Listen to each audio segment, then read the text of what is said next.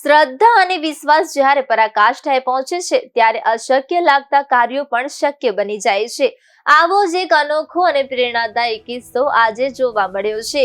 મધ્યપ્રદેશના ત્રિકમગઢ જિલ્લાના બડાગાંવ સ્થિત શિવ મંદિરના પ્રસિદ્ધ સંત બજરંગપુરી મહારાજ ભારતભરમાં ધાર્મિક અને સાંસ્કૃતિક સંદેશો ફેલાવવા માટે 365 દિવસની વિશેષ યાત્રા પર નીકળ્યા છે।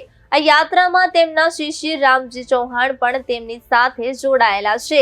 વિશેષ વાત એ છે કે શિષ્યના હાથ અને પગમાં સાંકળો બાંધેલી છે અને તેઓ આ કઠિન પરિસ્થિતિમાં પણ તપસ્યા સ્વરૂપે યાત્રા કરી રહ્યા છે।